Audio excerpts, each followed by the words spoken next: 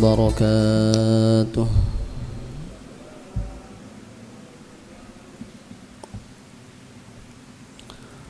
الحمد لله، أشهد أن لا إله إلا الله وأشهد أن محمدا رسول الله. اللهم صل وسلم وبارك على سيدنا وحبيبنا محمد وعلى آله وصحبه ومن سار على نهجه إلى يوم القيامة. رب اشرح لي صدري ويسر لي أمري واحلل عقدة من لساني يفقه قولي. نويت التعلم والتعليم والاسترشاد والإرشاد ولا حول ولا قوة إلا بالله العلي العظيم. أما بعد،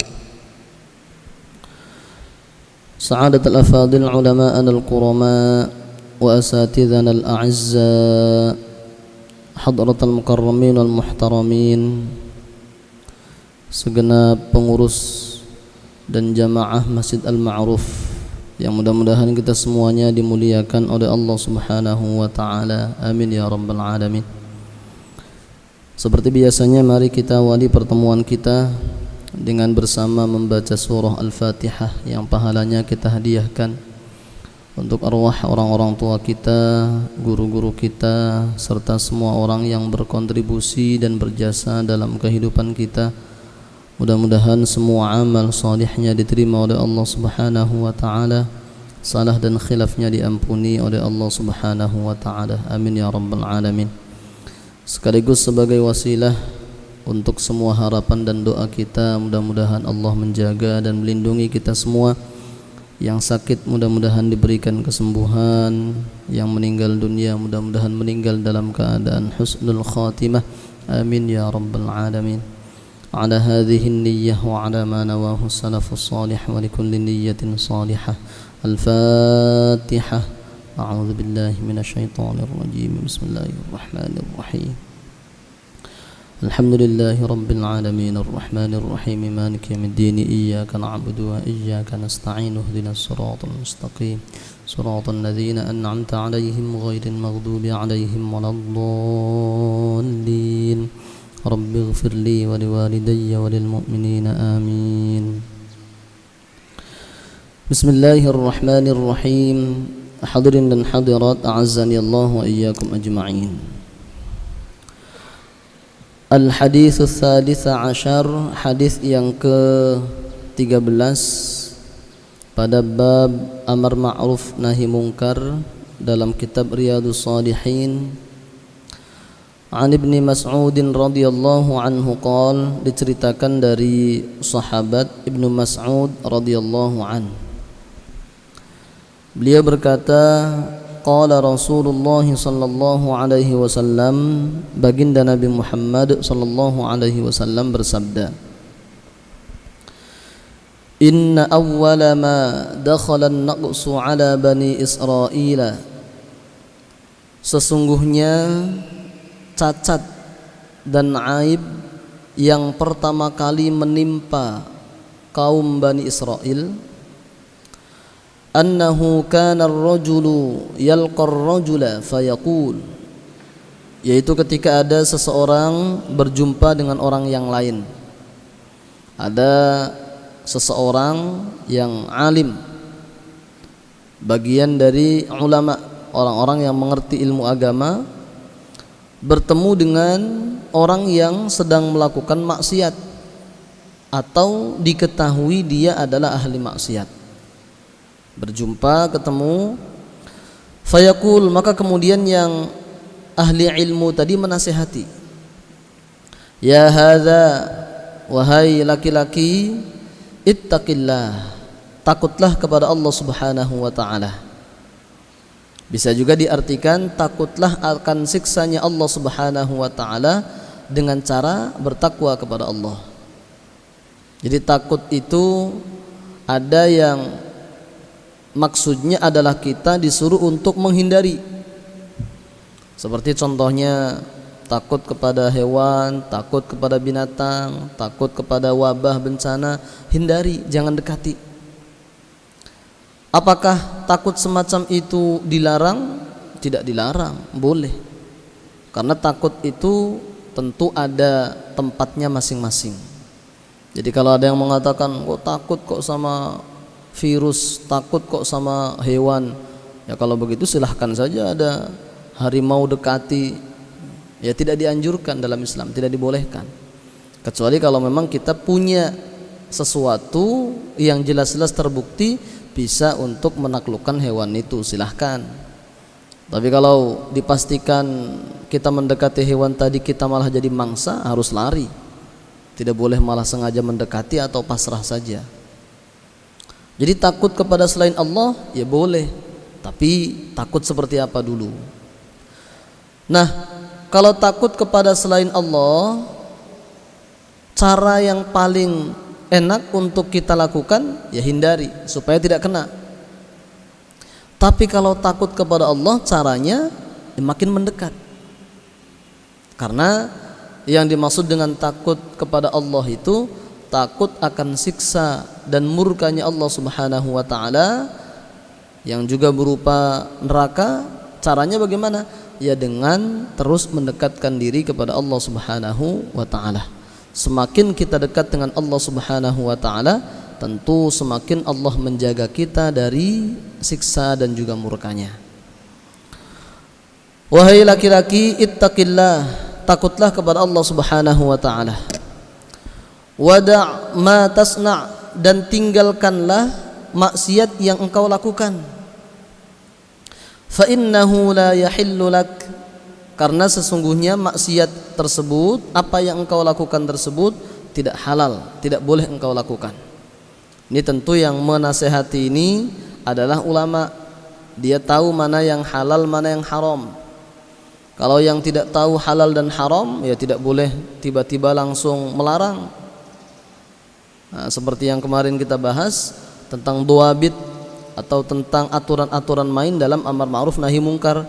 Salah satu aturan dasarnya apa? Harus berdasarkan ilmu, harus berdasarkan pengetahuan.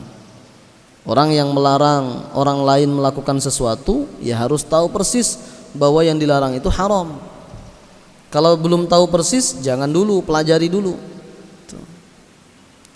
Dan ini pernah terjadi. Ada salah seorang teman saya ketika di pesantren, sama-sama menghafalkan Al-Quran. Alhamdulillah saya selesai. Dia waktu itu baru dapat 8 juz. Itu sudah lulus dari pesantren, lulus kitabnya. Kemudian dia bercita-cita untuk ke luar negeri nyusul adiknya. Adiknya waktu itu sudah di Al-Azhar di Kairo. Akhirnya kemudian dia ngajak saya, dalam tanda kutip bahkan menipu. Jadi saya ini ya termasuk ditipu dalam tanda kutip oleh teman saya tadi. Saya hanya diajak untuk menemani dia ikut tes. Ternyata saya didaftarkan juga. Alhamdulillah akhirnya ya karena sudah terlanjur didaftarkan, ya saya ikut tes. Saya yang lulus, teman saya tidak lulus. Kasihan betul. Sampai kemudian dia mencoba lagi di kesempatan yang kedua tahun berikutnya, tidak lulus juga ke Mesir. Sampai 3 kali dia mencoba, tidak lulus. Akhirnya sudah banting setir dia. Dah, yang penting saya bisa belajar ke ulama-ulama Timur Tengah. Akhirnya dia ke Yaman, lolos dia ke Al-Ahqaf. Nah, selesai dari Al-Ahqaf, pulang, kemudian di kampungnya diminta untuk berkhutbah, khutbah hari Jumat. Nah, ketika khutbah itu dia menggunakan isim domir saat membaca sholawat. Rukun khutbah itu kan hanya 5 saja. 1, membaca alhamdulillah, hamdalah. Yang kedua, membaca sholawat kepada baginda Rasul. Yang ketiga, wasiat bittaqwa. Boleh usikum wa nafsi bittaqwallah, boleh juga ittaqullah tanpa usikum, tidak apa-apa. Yang penting isinya ada perintah untuk bertakwa. Kemudian yang berikutnya apa? Membaca ayat dalam Al-Quran. Ini di khutbah yang pertama 4 ini saja. Habis itu duduk sudah. Nah, nanti di khutbah yang kedua, alhamdulillah, sholawat, wasiat bittaqwa, doa. Jadi total ya 5. Karena yang wajib dibaca di 2 khutbah itu 3, hamdalah, sholawat, dan wasiat bittaqwa. Kalau yang ayat Al-Quran itu di khutbah pertama, kemudian yang doa di khutbah yang kedua. Jadi totalnya hanya 5. Jadi kalau ada kondisi-kondisi yang mengharuskan untuk secepatnya khutbah itu selesai, ya itu saja sudah baca. Assalamualaikum warahmatullahi wabarakatuh. Alhamdulillah wassalatu wassalamu ala Rasulillah. Usikum wa nafsi bitaqwallah. Bismillahirrahmanirrahim. Inna a'tainakal kautsar. Dah, turun duduk. Nanti khutbah yang kedua, alhamdulillah wassalatu wassalamu ala Rasulillah. Ittaqullah. Amin ya Allah ya rabbal alamin. Rabbana atina fid dunya hasanah wa fil akhirati hasanah wa qina adzabannar. Dah, langsung turun. Langsung qomat, salat, boleh itu. Tapi kalau kondisi-kondisi yang memang menuntut untuk cepat, secepat-cepatnya. Tapi kalau kondisi normal khutbah seperti itu, ya yakin besok tidak disuruh khutbah lagi itu. Nah, ternyata teman saya ketika khutbah itu sholawatnya menggunakan isim dhamir. Karena di dalam sholawat khutbah itu ada aturannya di mazhab Syafi'i, harus menggunakan isim zahir. Isim zahir itu bisa berupa nama Muhammad gitu. Allahumma sholli ala Muhammad, Allahumma sholli ala sayyidina Muhammad. Itu isim zahir. Boleh juga menggunakan julukan-julukan beliau atau nama-nama nabi yang lainnya. Allahumma sholli ala sayyidina Ahmad, boleh. Allahumma sholli ala sayyidina Al-Hashir. Nama baginda Rasul kan diantaranya juga Al-Hashir. Kemudian Al-Mustafa, atau Allahumma salli ala sayyidina khatamin nabiyyin, boleh. Tapi itu isim-isim zahir namanya. Nah, pas teman saya ini baca sholawatnya Allahumma salli wa sallim alaihi sallallahu alaihi wasallam, Allahumma salli wa sallim alaihi, pakai hi. Hi itu namanya isim dhamir. Kalau bahasa Indonesia kata ganti. Ya Allah, berikanlah salawat salammu untuknya. Nah, setelah selesai khutbah dan setelah selesai sholat, ada ustadz di masjid itu langsung ambil mic mengumumkan, Assalamualaikum warahmatullahi wabarakatuh. Jamaah sekalian, mohon tidak bubar dulu, kita mengulangi dengan sholat zuhur. Karena tadi sholat Jumat kita tidak sah, sebab khutbahnya ketika sholawat membaca dengan menggunakan isim dhamir, itu Allahumma sholli alaihi, maka khutbahnya tidak sah, Jumatannya tidak sah. Kita ulangi dengan sholat Jumat. Itu langsung di forum itu. Ya, teman saya ini, saya tidak bisa membayangkan bagaimana itu kondisi wajahnya, ekspresi wajahnya. Ada orang tuanya pula yang semula awalnya orang tua itu bangga, wah anak saya pulang dari Yaman suruh khutbah itu kan. Seketika ya langsung sakit hati, begitu pulang ke rumah sore langsung masuk ke rumah sakit. Nah, untung dia itu ingat saya. Wah, ini gimana ini solusinya? Saya ditelepon. Akhirnya sebentar saya carikan dulu, saya bilang. Oh, ternyata penggunaan isim dhamir di dalam khutbah Allahumma sholli alaihi itu termasuk masalah khilafiyah. Bahkan di dalam fikih madhab Syafi'i sendiri. Seperti disebutkan dalam kitab Mawahibus Somad, di dalam ta'liqnya, di dalam catatan kakinya disebutkan boleh saja menggunakan isim dhamir Allahumma sholli alaihi, asalkan di atasnya itu tentu sudah ada nama baginda Rasul yang disebut. Contoh, Alhamdulillah ini tidak harus diulang juga, satu kali cukup, tidak apa-apa. Jadi tidak harus Alhamdulillahi rabbil alamin, tidak harus begitu. Tapi kalau mamanya ada yang begitu, ya silahkan, bagus saja, tidak apa-apa untuk penegasan. Tapi jangan kemudian dijadikan syarat. Wah, ini alhamdulillahnya cuma satu kali, tidak sah. Tidak, tetap sah itu. Baru kemudian asyhadu an la ilaha illallah wa asyhadu anna muhammadar rasulullah, kan sudah ada muhammadannya. Baru kemudian salawatnya Allahumma sholli alaihi. Nah, hinya itu kemana? Kepada muhammadan tadi, kepada muhammadan Rasulullah di atasnya. maka itu juga sah menurut sebagian ulama. Apalagi kalau di mazhab lain seperti mazhab Maliki, mazhab Hanafi atau di mazhab Hambali, maka sebagian bahkan tidak menjadikan sholawat sebagai bagian dari rukun khutbah. Kenapa? Karena yang melakukan sholawat ini dalam khutbah itu para sahabat, sehingga kemudian para sahabat semuanya dalam khutbah menggunakan Allahumma salli ala Sayyidina Muhammad, Allahumma salli ala al-Mustafa. Akhirnya kemudian oleh para ulama berijtihad bahwa ini jadikan sebagai rukun khutbah. Nah, ini urusan yang khilafiyah ijtihadiyah. Maka di dalam aturan amar ma'ruf dan nahi mungkar, kalau urusannya itu urusan yang masih khilafiyah dan masih sama-sama ada dalilnya, tidak boleh kemudian diingkari, apalagi sampai menimbulkan martabat orang itu hancur. Akhirnya saya screenshot itu beberapa referensinya, ada 4 referensi saya kirimkan, sampaikan saja ke Ustadz itu karena dia juga lulusan pesantren, pasti bisa baca. Setelah dia baca, ini dari siapa ini? Kasih aja nomor saya. Akhirnya diskusi di telepon itu. Alhamdulillah dia mau untuk mengalah, dan Jumat besoknya dia umumkan, mohon maaf saya telah ceroboh mengumumkan bahwa kemarin tidak sah, itu aslinya sah. Nah, ini amar ma'ruf nahi mungkar ada caranya. Jangan sampai terburu-buru, tergesa-gesa, belum melihat pendapat-pendapat yang lain, siapa tahu ada khilafiyah dan khilafiyahnya yang masih diperbolehkan.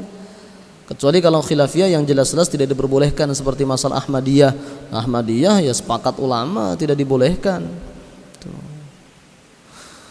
Hadirin dan hadirat azanillahu wa iyyakum ajma'in. Jadi urusan amar ma'ruf dan nahi mungkar itu harus berdasarkan ilmu.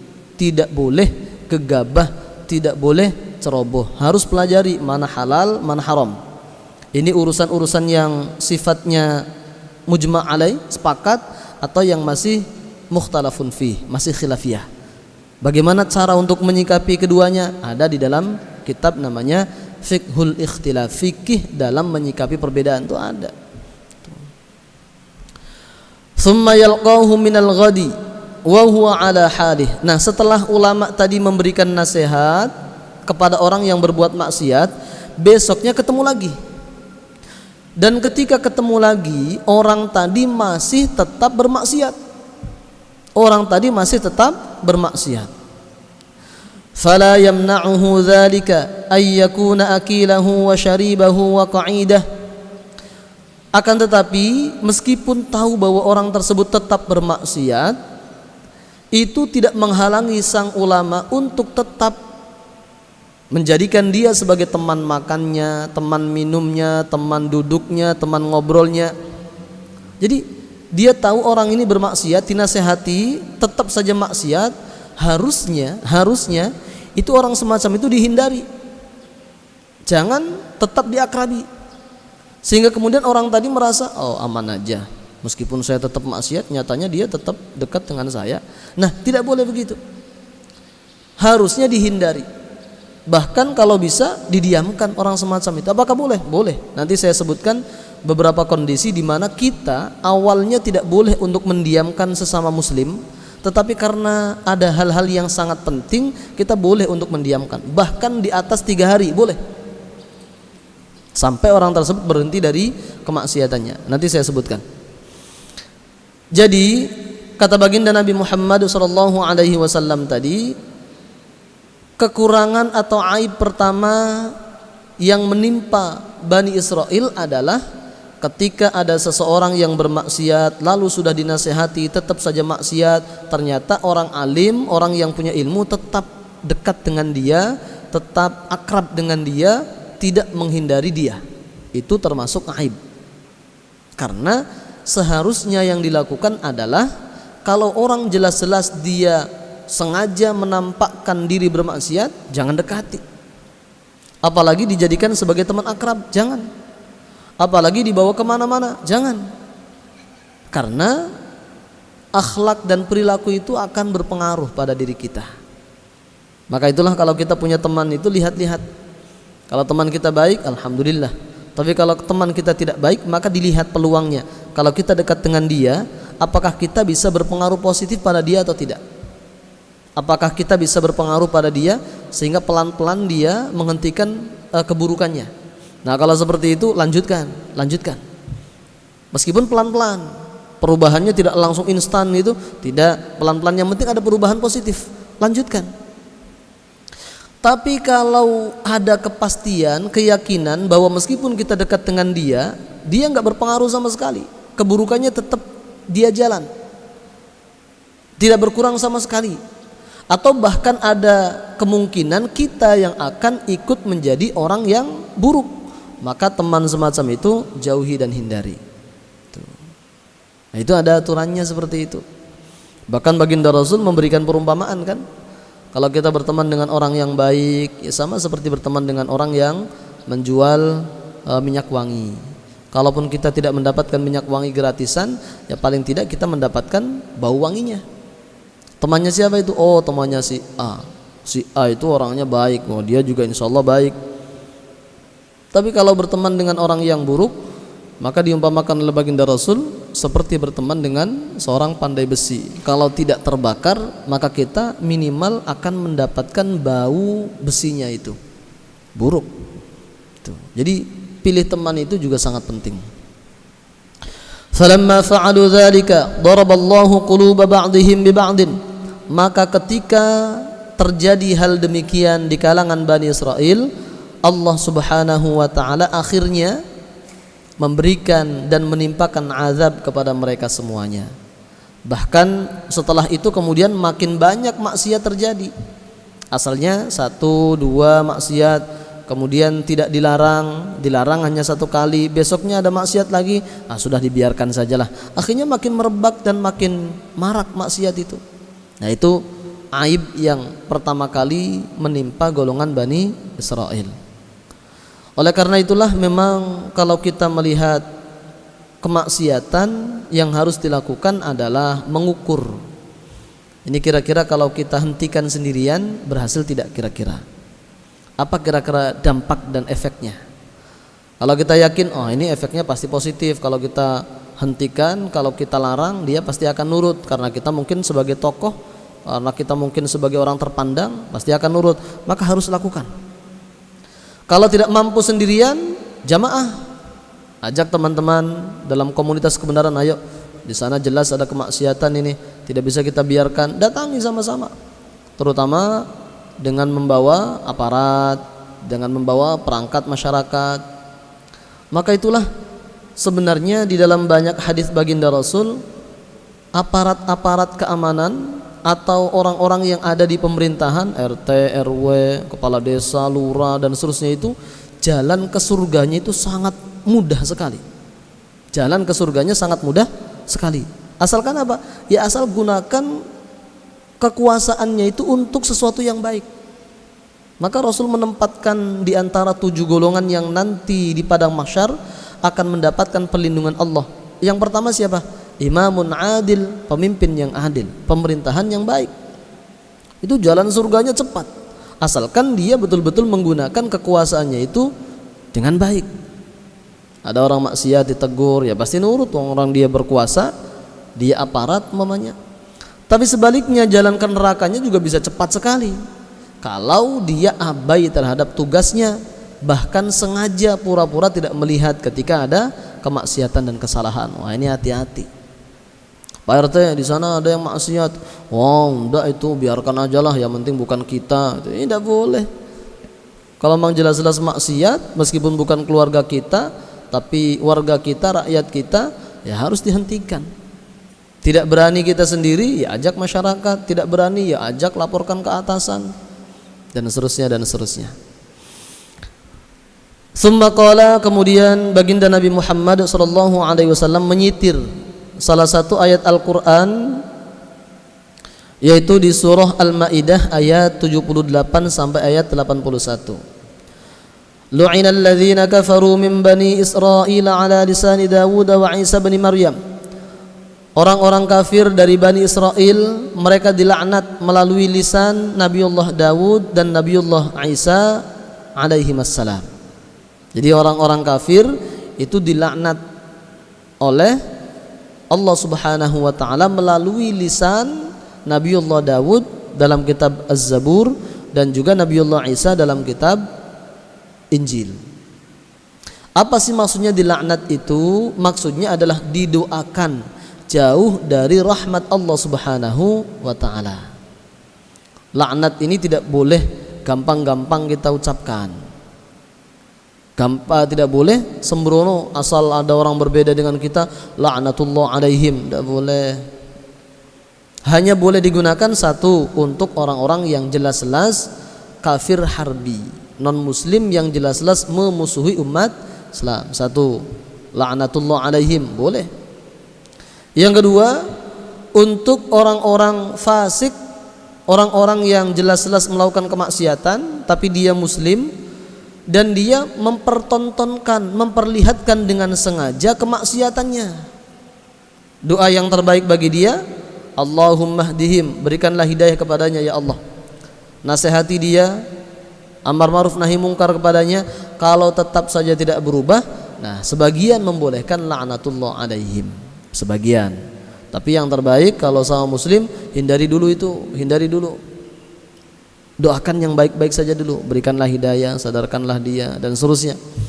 Itu. Jadi enggak boleh kalau tiba-tiba hanya sekedar urusan-urusan kecil laknatullah alaihim, enggak boleh. Karena laknat itu artinya jauh dari rahmat Allah. Kita hidup ini ya pasti membutuhkan rahmat Allah. Kita bernafas, kita bisa makan dan seterusnya, rahmat Allah. Dzalika bima asaw wa kanu ya'tadun. Hal itu kenapa dilakukan? Kenapa mereka dilaknat melalui lisan Nabiullah Daud dan Nabiullah Isa alaihi wassalam? Karena mereka bermaksiat dan mereka melampaui batas. Batas-batas dalam agama mereka, dalam kitab Taurat harus seperti ini. Nah, mereka lewati semua. Batas-batas yang dilarang mereka tabrak semua. Kanu la yatanahawna 'an munkarin fa'alu. Mereka tidak mau menghentikan kemaksiatan yang mereka lakukan. Sebagian lagi menafsiri mereka tidak saling menasehati atas kemungkaran yang terjadi di tengah-tengah mereka. Satu maksiat, satunya alah biarkan sajalah. Toh bukan kita yang maksiat, biar tanggung sendiri. Akhirnya kemudian kena azab semua. Kanu la yatanahawna. Kenapa dimaknai tidak saling memberikan nasihat? Karena di sini menggunakan lafaz kanu la yatanahawna. Tanaha itu dalam ilmu sharaf wazannya tafa'ala. Tafa'ala itu bermakna musyarakah. Musyarakah itu saling antara satu orang, dua orang, tiga orang, pokoknya banyak orang. Mereka tidak saling menghentikan kemaksiatan yang terjadi. Itu namanya musyarakah. Labi'sa ma kanu ya'lam, labi'sa ma kanu yaf'alun. Sungguh buruk apa yang mereka lakukan. Tara katsiran minhum yatawallawna alladhina kafaru labi'sa ma qaddamat lahum anfusuhum. Kalian melihat banyak di antara mereka yang menjadikan orang-orang kafir sebagai pemimpin bagi mereka, menjadikan orang-orang kafir sebagai teman setia mereka. Orang-orang yang jelas-jelas maksiat malah digandeng kemana-mana. Wah, ini teman saya, ini malah diperkenalkan kemana-mana. Padahal jelas-jelas dia tukang maksiat. Boro-boro dia mau menasehati dia, malah diajak kemana-mana, malah dipromosikan. Nah, ini berbahaya sekali ini. Maka di dalam lanjutannya itu, labi'sa ma qaddamat lahum anfusuhum an sakhitallahu alaihim wa fil azabihum khalidun. Maka Allah akan murka kepada mereka dan mereka akan diberikan siksa oleh Allah Subhanahu wa taala. Nah, ini penting sekali amar ma'ruf dan nahi mungkar. Tsumma qala, kemudian baginda Nabi Muhammad sallallahu alaihi wasallam bersabda, kalla, tidak boleh demikian. Tidak boleh kita mendiamkan kemaksiatan yang terjadi. Wallahi, demi Allah, la ta'murunna bil ma'rufi, kalian semuanya harus mengajak pada kebaikan. Wala tanhawunna 'anil munkari, dan mencegah kemungkaran. Wala ta'khudhunna 'ala yadidh zalim, dan kalian harus menghentikan orang yang zalim. Kalau tidak bisa dengan lisan mereka berhenti, maka harus dengan menggunakan tangan kita. Jadi kalau kita mampu dengan kekuasaan, dengan tangan kita, awalnya kita nasihati, sampai kemudian dengan kata-kata yang keras, sampai dengan ancaman, kok tidak berhenti juga, dan kita mampu mengukur, mampu dengan menggunakan tangan dan kekuasaan, lakukan. Jangan, oh saya sudah menasihati, loh padahal dia anak buah kita, yang kalau kita lakukan dengan tangan dan kekuasaan kita bisa. kita cukup dengan lisan saja, maka kita belum melaksanakan kewajiban itu namanya. Jadi harus sampai puncak. Kalau kita memang wajib dan mampunya dengan menggunakan tangan dan kekuasaan, harus sampai situ. Nah, baru kalau sampai situ sudah dilakukan tetap saja tidak berubah, kita sudah lepas dari tanggung jawab. Wala ta'tirunnahu 'alal haqqi atran, dan kalian harus berusaha menjadikan mereka kembali kepada kebenaran. Wala taksurunnahu 'alal haqqi qasran, dan bahkan kalau perlu kalian memenjarakan dia, mengucilkan orang tersebut. Ada orang maksiat dinasihati tidak mau berubah, kucilkan, jangan dekati. Dan ini termasuk yang ghibah diperbolehkan. Kan ada 6 ghibah itu yang dibolehkan. Membuka aib orang lain itu kan ada 6 yang dibolehkan. Salah satunya ini, itu tahdzir. Tahdzir bukan dalam arti yang mohon maaf berlaku di kelompok teman-teman kita yang sedikit-sedikit jangan belajar sama Ustadz A, jangan belajar sama Ustadz. Bukan yang itu. Kalau itu masalah-masalah khilafiyah pun seringkali tahdzir. Ini maksudnya tahdzir itu orang yang jelas-jelas suka maksiat, lalu kita mengingatkan teman-teman kita yang lain, jangan dekat-dekat dengan dia itu suka maksiat. Kemarin sudah saya nasihati, tetap saja tidak berubah. Bahkan dia makin menampakkan maksiatnya, makin menjadi-jadi, jangan dekati dia. Itu kan aib itu sebenarnya, tapi boleh dibuka dalam rangka menyelamatkan saudara-saudara kita yang lain dari kemaksiatan yang dia lakukan. Itu boleh. Itu bagian dari 6 hal yang dibolehkan kita membuka aib orang lain, namanya adalah tahdzir. Aw la yadribannallahu biqulubi ba'dikum ala ba'din, atau kalau tidak kita lakukan hal itu, tidak lakukan amar ma'ruf nahi mungkar, tidak berusaha mengembalikan dia pada kebenaran, tidak mengucilkan dia, maka ancamannya Allah Subhanahu wa taala akan memberikan azab dan siksa kepada kita. Bahkan Allah Subhanahu wa taala akan mematikan hati kita sehingga tidak bisa menerima cahaya kebenaran. Tsumma la yal'anakum kama la'anahum, dan kalau sudah seperti itu maka Allah akan menjauhkan kita dari rahmatnya seperti halnya Allah menjauhkan rahmat terhadap orang-orang yang suka maksiat tersebut. Nah ini, jadi laknat tidak hanya menimpa untuk orang-orang berbuat salah, tapi juga menimpa orang-orang yang diam, cuek, acuh ketika melihat kesalahan di depan mata kita. Makanya hati-hati sekali. Hadis ini riwayat Imam Abu Dawud dan Imam At-Tirmidzi dengan derajat hadis hasan. Nah, ada sebagian yang menyatakan bahwa hadis ini hadisnya adalah dhaif atau lemah. Akan tetapi kemudian dibantah oleh banyak ulama hadis yang lain, meskipun ada munqati', ada keterputusan sanad, tetapi para ulama menyampaikan meskipun ada keterputusan sanad, ini ayahnya yang terputus ini jelas-jelas diketahui. Jadi dalam kitab Riyadhus Shalihin ini, menurut Imam An-Nawawi yang menyusunnya, beliau mengatakan yang saya masukkan dalam kitab saya ini hanya 2 kategori hadis, yang sahih dan hasan. Kalau dhaif tidak saya masukkan. Tapi nanti kalau kita melihat dalam beberapa kitab pembanding, maka memang ada beberapa hadis yang dinilai lemah. Tetapi kemudian kitab yang mengkritisi Riyadhus Shalihin ini dikritisi lagi, dibantah lagi oleh kitab lain yang menunjukkan bahwa hadis-hadis yang dianggap lemah itu ternyata hadisnya kalau tidak sahih ya hasan. Nah, itu menarik sekali pembahasan mengenai masalah hadis itu. Ya, cuma ini masalah yang detail. Jadi kenapa disebut lemah, kemudian kenapa dibantah, itu banyak sekali detailnya. Hadirin dan hadirat azanillahu wa iyyakum ajma'in. Kemudian hadis ini merupakan lafaznya atau redaksinya Imam Abu Dawud.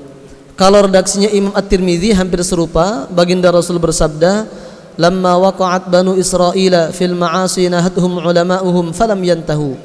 Ketika sebagian golongan Bani Israel terjebak dalam kemaksiatan, maka kemudian ulama-ulama mereka mencegah, jangan kalian maksiat, hentikan. Falam yantahu, tapi sayang mereka tidak nurut, tetap saja mereka maksiat. Fajalasuhum fi majalisihim. Cuma salahnya dari ulamanya ini, ketika sudah tahu bahwa mereka tidak mau menghentikan kemaksiatannya, tetap saja dia kemudian bareng-bareng dengan mereka, duduk bersama, ngobrol bersama. Wa wakaluhum wa syarabuhum, makan bersama, minum bersama. Fadaraballahu quluba ba'dihim bi ba'din, maka kemudian Allah Subhanahu wa taala menutup hati sebagian mereka karena sebagian yang lain. Wa la'anahum ala lisani Dawud wa Isa bin Maryam, dan juga melaknat mereka melalui lisan Nabiullah Dawud dan Nabiullah Isa alaihi wassalam. Dzalika bima asaw wa kanu ya'tadun, karena mereka sama-sama bermaksiat dan sama-sama melewati batas. Fajala Rasulullah sallallahu alaihi wasallam wa kana muttaqi'a. Nah, awalnya ketika Rasul menyampaikan tadi, itu Rasul sambil tidur-tiduran. Ada yang mengatakan tidurannya itu sambil menggunakan bantal tangan beliau, ada yang mengatakan yaitu seperti ini. Jadi sikunya itu di lantai, berdiri, tangannya kemudian disanggah sambil tidur-tiduran. Jadi Rasul ketika menyampaikan ini, ya memang kadang-kadang beliau sambil berdiri, kadang beliau sambil duduk, bahkan kadang beliau sampai menampakkan amarah dan ghadab beliau untuk hal yang sangat serius. Nah, maka tadi Rasul awalnya menyampaikan sambil tiduran, tapi karena kemudian ini menjadi sesuatu yang sangat penting, Rasul merubah posisi beliau menjadi duduk. La wallazi nafsi biyadih hatta ta'tiruhum 'alal haqqi atra. Ya, demi zat yang nyawaku berada dalam genggamannya, kita semuanya akan sama-sama terjerumus ke dalam kemaksiatan sampai kita berusaha maksimal mengembalikan orang-orang yang maksiat ke jalan kebenaran.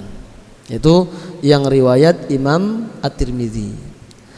Hadirin dan hadirat azani Allah wa iyyakum ajma'in.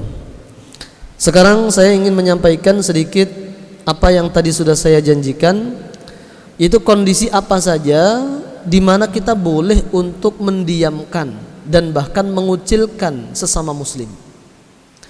Kalau hukum asalnya kita tidak boleh untuk mendiamkan sesama muslim lebih dari 3 hari, itu enggak boleh. Ada riwayat Imam Bukhari, la yahillu li muslimin ay yahjura akhahu fawqa 3 layalin. Tidak halal bagi seorang muslim mendiamkan saudaranya lebih dari 3 hari, tidak boleh. Yaltaqiyani fayu'ridu hadza wa yu'ridu hadza, ketika mereka berjumpa, yang satu melengos, yang satu menghindar. Sama-sama enggak mau untuk bertemu muka, untuk mengucapkan salam enggak mau. Itu batas maksimalnya 3 hari saja. Tidak boleh lebih dari 3 hari. Wa khairuhum alladzi yabda'u bis salam, dan yang terbaik di antara mereka adalah siapa yang mau memulai mengucapkan salam. Kalau kita sudah mengucapkan salam, umpamanya setelah 2 hari atau setelah 3 hari, baru hari keempat ketemu lagi, harus sudah memulai perbaikan itu. Assalamualaikum. Nah, itu yang terbaik. Kalau dia menjawab, alhamdulillah, dua-duanya sudah lepas dari dosa hajrul muslim, mendiamkan sama muslim. Tapi kalau kita kemudian mengucapkan salam assalamualaikum, tetap dia tidak menjawab, kita saja yang lepas dari dosa. Yang menjawab salam kita malaikat. Sementara dia yang tidak mau menjawab salam kita, dia tetap dalam kemaksiatan. Maksimal 3 hari. Kenapa 3 hari? Itu dipakai untuk merenungi, untuk kita muhasabah, introspeksi. Kenapa sih saya harus mendiamkan? Apa sih manfaatnya mendiamkan? Nah, kalau sudah 3 hari, tidak boleh lanjut. Bagaimana kalau masih lanjut meskipun sudah 3 hari, 4 hari, 5 hari dan seterusnya? Itu ancamannya banyak sekali disebutkan dalam hadis-hadis baginda Rasul. Salah satunya apa? Salah satunya ketika nisfu Sya'ban, di mana Allah mengampuni hampir seluruh hambanya, maka hanya 2 hamba yang tidak diampuni. Siapa itu? Orang musyrik dan orang yang masih bermusuhan. Sayang sekali, rugi sekali. Yang lain dapat ampunan, kita tidak.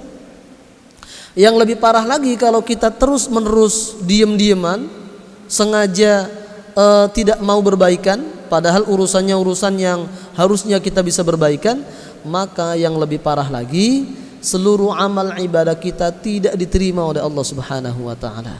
La sirfan wala adlan, tidak amalan yang fardu, tidak juga amalan sunnah, enggak ada yang diterima. Buat apa? Nah, tetapi dalam kondisi tertentu kita boleh untuk mendiamkan sesama muslim meskipun lebih dari 3 hari. Dalam kondisi seperti apa saja itu? Yang pertama, yaitu orang-orang yang maksiat, yang menampakkan kemaksiatannya. Nah, ini. Jadi yang jelas-jelas maksiat dan dia terang-terangan menampakkan maksiat. kemudian kita nasihati, tidak juga dia berhenti. Nah, yang seperti ini boleh untuk kita diamkan. Salah satu dalilnya yaitu baginda Nabi Muhammad SAW mendiamkan 3 sahabat, yaitu sahabat Ka'ab bin Malik dan 2 temannya yang mereka tidak ikut serta dalam perang Tabuk, dan mereka membuat alasan-alasan palsu. Ketika Rasul sudah dikasih tahu oleh Allah bahwa mereka ini hanya beralasan saja, aslinya enggak, aslinya mereka tidak sakit, aslinya mereka punya perbekalan, mereka sengaja malas untuk perang. Akhirnya bahkan Rasul memerintahkan sahabat yang lain untuk mengucilkan 3 sahabat ini. Berapa lama? Sampai 50 hari. Setelah 50 hari, kemudian turunlah ayat Al-Quran yang menerangkan bahwa mereka sudah bertobat dengan sungguh-sungguh dan Allah menerima tobat mereka. Maka kemudian Rasul mengumumkan kepada sahabat yang lain, wahai sahabat Ka'ab bin Malik dan yang lain-lain sudah diampuni tobatnya oleh Allah. Maka peluk mereka, salam mereka, dan kemudian saat itulah para sahabat yang lain mengucapkan selamat, hani'an lak, uhanni'uk, saya mengucapkan selamat kepada engkau. Itu boleh. Tapi 50 hari itu. Kemudian sebab yang berikutnya yaitu ketika ada orang-orang yang berbuat kemaksiatan, kemudian kalau kita ikut bersama dia, bahkan kita jadikan sebagai teman bicara, maka itu akan berpengaruh negatif pada kita. Bisa jadi kemudian kita akan ikut-ikutan maksiat seperti dia, bahkan kita nanti akan punya sikap permisif itu serba boleh. Nah, kalau kita menimbang seperti itu, wah ini kalau saya tetap ngobrol dengan dia, obrolan dia sementara itu urusan maksiat saja, kita mau menasehati, sudah dinasehati tetap tidak berubah, sudah hindari saja, diamkan saja, tidak apa-apa. Itu kalau ditanya, tidak boleh loh menghindari atau mendiamkan sama muslim lebih dari 3 hari, jawab saja, karena kamu suka maksiat, kata-katamu selalu kotor, selalu maksiat, boleh. Nah, boleh. Kemudian yang terakhir yaitu ketika ada seorang istri yang nusyuz, berani melawan suami bukan karena kesalahan suami. Nah, kalau karena kesalahan suami kan istri wajib juga untuk menasehati. Tapi kalau bukan karena kesalahan suami, tiba-tiba istri ini marah-marah, istri ini melawan kepada suami, maka suami berhak untuk mendiamkan istri. Tapi mendiamkannya cukup di dalam rumah saja, terutama di ruang tidur. Nah, jadi kalau sudah di luar ya harus ngobrol, tidak boleh menampakkan sedang ada keseruh rumah tangga di luar, apalagi sengaja mengumpulkan media untuk melakukan jumpa pers. Wah, tidak usah, nggak usah ikut artis-artis lah. Itu aib rumah tangga dibuka-buka kemana-mana. Nah, itu diperbolehkan. Dalam kondisi-kondisi semacam itu kita dibolehkan untuk mendiamkan sesama muslim meskipun lebih dari 3 hari, bahkan sampai dia meninggal dunia pun boleh. Asalkan tadi karena urusan agama, karena dia suka maksiat, karena kata-katanya selalu kotor, kata-katanya selalu mengajak kita pada kemaksiatan, diamkan meskipun sampai dia meninggal dunia, tidak masalah. Pokoknya batasannya sampai dia mau berubah, bertobat. Kalau sudah tobat ya harus baik lagi. Tapi kalau dia tetap tidak bertobat juga, sudah menjadi karakternya dia, jangan dekati orang semacam itu. Boleh. Hadirin dan hadirat, a'azzani Allah wa iyyakum ajma'in. Dan terakhir saya sampaikan mengenai masalah Ahmadiyah ya. Ahmadiyah itu memang di semua lembaga fatwa dunia, termasuk Liga Dunia, Liga Dunia Muslim, kemudian juga fatwa MUI kalau tidak salah tahun 2015, menyatakan bahwa Ahmadiyah itu memang jelas sekali termasuk kelompok yang maksiat, termasuk kelompok yang sesat. Apa dasarnya MUI dan juga lembaga fatwa dunia menyatakan Ahmadiyah itu sesat? Di antaranya mereka punya keyakinan bahwa Allah itu seperti manusia. Allah itu seperti manusia. Allah itu puasa, Allah itu sholat, Allah itu tidur, bangun, menulis, ada kesalahan, bahkan Allah melakukan hubungan seksual. Parah tidak ini? Ini diambilkan dari mana? Dari fatwa ulama-ulamanya. Jadi mohon maaf kalau ada pembelaan di Ahmadiyah di Indonesia bahwa yang 12 butir itu, saya tadi membaca di Detik.com ya. Jadi Ahmadiyah itu mungkin menulis sesuatu di Detik.com 12 ajaran pokok Ahmadiyah. Di situ dia tidak mengakui Mirza Ghulam Ahmad sebagai nabi. Lah bagaimana dia mengatakan tidak mengakui Mirza Ghulam Ahmad sebagai nabi, sementara Mirza Ghulam sendiri mengatakan saya nabi? Sementara mereka kemudian mengikuti Mirza Ghulam Ahmad. Ya harusnya kalau tidak mengakui dia sebagai nabi, ya jangan ikut Mirza Ghulam dong. Karena Mirza Ghulam itu jelas mengatakan siapa yang tidak beriman kepada Nabi Musa atau kepada Nabi Isa, kepada Nabi Muhammad, maka dia kufur. Sama orang tidak beriman kepada saya, dia pun kufur, karena saya adalah nabi dan utusan Allah. Nah itu kan orangnya jelas mengatakan begitu. Lalu kemudian kelompok ini mengikuti mereka, meskipun mereka beralasan kami tidak mengakui dia sebagai nabi kok. Ya bagaimana orang dianya sendiri mengaku nabi? Tuh. Kalau mengikuti dia sementara dia mengaku nabi, ya jelas mereka ini kelompok yang maksiat kepada yang diikutinya. Harusnya bagaimana? Ya tinggalkan harusnya. Maka itulah susahnya kelompok-kelompok sempalan ini seringkali menggunakan namanya taqiyah. Taqiyah itu kamuflase, berpura-pura. Jadi kalau di hadapan orang banyak itu pura-puranya ya berubah, paradigma baru dan seterusnya. Itu ya sama dengan LDII, sama itu. Paradigma baru tapi tidak disampaikan ke masyarakat. Ya tetap saja yang sholat tempat mereka dicuci. Mereka tidak mengatakan sah kalau bermakmum kepada kita. Enggak sah, itu sholat mereka itu pura-pura saja di belakang kita. Tapi mereka sendiri-sendiri. Itu namanya taqiyah. Sulit kalau taqiyah itu. Karena di hadapan orang pura-pura sama seperti kita. Aslinya di kelompok mereka tidak. Bahkan yang sudah menikah, kemudian satunya itu keluar dari kelompok mereka, itu langsung dihukumi cerai. Langsung dihukumi cerai karena dianggap kita ini kafir. Itu susah itu. Makanya di paradigma baru dulu LDI sempat mengatakan kami menjalankan paradigma baru, lama sekali paradigma baru, tapi tidak ada yang dijalankan. Maka sekarang muncul tausiah MUI lagi itu kan, paradigma baru hanya kamuflase saja. Yang kedua, termasuk ajaran Ahmadiyah meyakini bahwa Tuhan mereka itu berkebangsaan Inggris, bicara kepada Mirza Ghulam Ahmad dengan menggunakan bahasa Inggris. Kan lucu. Kemudian meyakini bahwa kenabian itu belum selesai dan masih terus berjalan, dan nabi setelah baginda Rasul bagi mereka yaitu Mirza Ghulam Ahmad. Ini diambilkan dari mana? Dari fatwa ulama-ulamanya mereka, termasuk dari pengakuan Mirza Ghulam Ahmad, pengakuan dari khalifah pertamanya, pengakuan dari anak pertama, anak keduanya, semua mengatakan begitu, bahwa Mirza Ghulam Ahmad itu nabi. Kalau tidak iman kepada Mirza Ghulam Ahmad, kufur. Kemudian yang berikutnya, meyakini bahwa kitab suci yang diturunkan itu adalah Al-Kitabul Mubin, bukan Al-Quran. Jadi mereka mengatakan bahwa Al-Quran itu bukan kitab suci. Mereka bahkan punya kitab sendiri namanya kitab At-Tazkirah. Kitabnya kitab Tazkirah, bukan Al-Quran. Kemudian mereka bahkan menyatakan jihad itu enggak ada. Jihad perang melawan kafir harbi, musuh non muslim yang memusuhi, ya, bukan kafir dhimmi, itu enggak ada. Kenapa begitu? Jelas karena ini pesanan dari Inggris. Inggrislah yang membentuk Mirza Ghulam Ahmad, membentuk Ahmadiyah di India, lalu kemudian melindungi. Makanya markas besarnya Ahmadiyah itu di mana? Di Inggris. Karena untuk kepentingan kolonialisme mereka. Jadi mereka menyatakan jihad itu tidak ada. Nah, supaya orang Islam tidak berjihad melawan para penjajah. Tuh, maka ini sebagian saja dari poin-poinnya. Poin-poin lain sangat banyak sekali. Oleh karena itu, maka MUI memang mengatakan bahwa Ahmadiyah termasuk kelompok yang sesat. Baik Lahore maupun Qadian sama saja itu.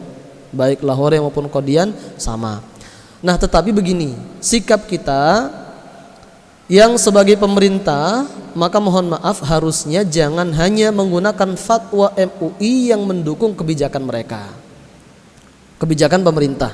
Contoh masalah vaksin, itu kan fatwa MUI dipakai, betul-betul dipakai. Ini vaksin ini meskipun asalnya haram yang sudah saya sampaikan kemarin, tapi karena kondisi pandemi boleh, akhirnya itu dipakai rujukan.